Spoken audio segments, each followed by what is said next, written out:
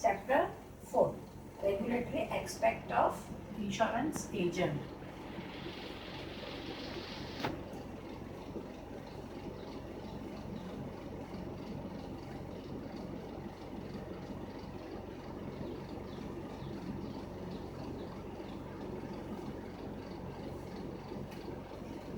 Chapter 4 में rules and regulation related to agents है. Agents के लिए कौन से रूल एप्लीकेबल्स है, रेगुलेशन कौन से फॉलो करना है, उसकी सारी जानकारी चैप्टर 4 में है. एज एन एजेंट ज्वाइन करता है तो उसके लिए ऑप्शंस है लाइफ इंश्योरेंस ज्वाइन करना, जनरल इंश्योरेंस ज्वाइन करना, हेल्थ इंश्योरेंस ज्वाइन कर सकता है and mono insurance, mono line insurance, mono line insurance. Mono lines means agriculture insurance.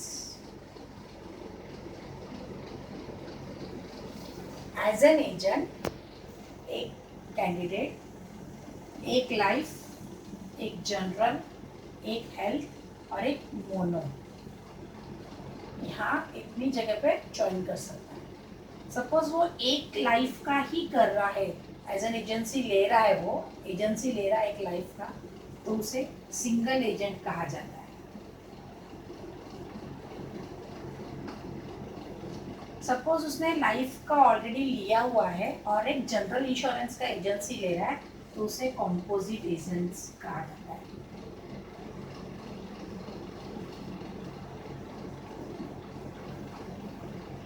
और अगर सिंगल एजेंट है तो उसे जो फॉर्म फिल करनी पड़ती है वो है IA. और जो कॉम्पोजिट एजेंट है उसे फॉर्म फिल करना पड़ता है IB. अपने डॉक्यूमेंट्स भी देने पड़ते हैं, pan card, xerox copy of pan card और मार्कशीट. मिनिमम क्वालिफिकेशन 10th है.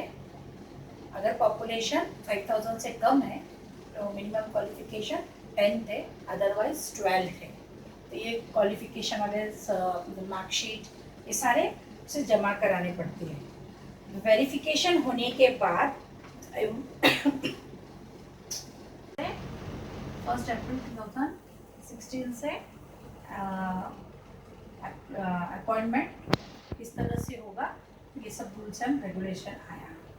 जैसे कि कहा मैंने, सिंगल एजेंट और कंपोजिट एजेंट के लिए फॉर्म IA और IB भरना पड़ता है. जो एजेंसी है वो हमें सेक्शन 42 के तहत हमें एजेंसी मिलती है, मतलब हमें लाइसेंस मिलता है सेक्शन 42 के तहत. और डेजिग्नेटेड ऑफिशियल है वो हमें एजेंसी कोड देता है और विदिन 15 डेज हमें कंपनी की तरफ से अपॉइंटमेंट लेटर आती है. अपॉइंटमेंट लेटर आता है एजेंट के लिए. एज एन एजेंट को कुछ कोड ऑफ कंडक्ट फॉलो करना पड़ता है. Code of conduct means right way should be followed by the agent. Agent shall identify himself and the insurer when he meets the client. First point है identify himself and the insurer when he meets the client. जब भी वो किसी client से मिलता है तो उसे अपने इंश्योरर का नाम लेते हुए अपने आप को प्रेजेंट करना है कि मैं इस कंपनी के एजेंट हूँ. Next, show the identity card and the appointment letter on demand. Customer के डिमांड पर उस एजेंट को अपनी आइडेंटिटी कार्ड और अपॉइंटमेंट लेटर शो करना है. Give required information about the product as per need of the client. The right kind of advice has to be given while offering same line of product from more than one insurer. Means सही advice देनी चाहिए. Disclose the commission if asked. Indicate the amount of premium to be charged. Bring to the notice the importance of material information while filling the proposal form भरते समय हर एक information का importance कितना है ये कस्टमर को बता के देना चाहिए. If needed, be an agent can also provide the submit confidential report. Help the customer in collecting various documents that are to be submitted along the proposal form. Advise the customer on the need of nomination. Nomination एक proposal form में insurance के contract में nomination कितना important role play करता है ये customer को बताना एजेंट का काम है. To give an update on the proposal form about acceptance or rejection, to provide after sale service such as change of address. Agent का काम है वो कि अपने कस्टमर को आफ्टर सेल सर्विस दे. नो एजेंट शैल मतलब एजेंट को कौन सी चीज़ें नहीं करनी चाहिए. पहला cannot do business before being appointed as an agent. As an agent appoint करे बगैर वो कोई भी बिजनेस एजेंसी का बिजनेस इंश्योरेंस का बिजनेस नहीं कर सकता. Encourage the prospect to give wrong information in the proposal form. Cannot undertake multi-level marketing. Behave in a discourteous manner with the prospectus. Interfere with the working of other insurance agent.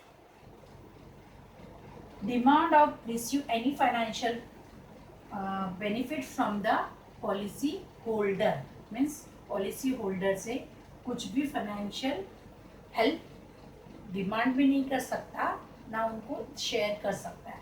ये unethical है, illegal है. Applying for fresh agency appointment knowing very well that earlier cancellation of agency has not completed 5 years. As an agent उसे एक company में at least 5 years work करना ज़रूरी है. Become a director of insurance company. As an agent अगर agent है तो फिर वो कंपनी कोई कंपनी का डायरेक्टर नहीं बन सकता. Any agent found to be guilty कोई एजेंट अगर गिल्टी पकड़ा पाया गया एज पर इंश्योरेंस एक्ट तो उसे फाइन है 10,000 रुपीज़ का और उस इंश्योरेंस कंपनी को फाइन है 1 करोड़ का.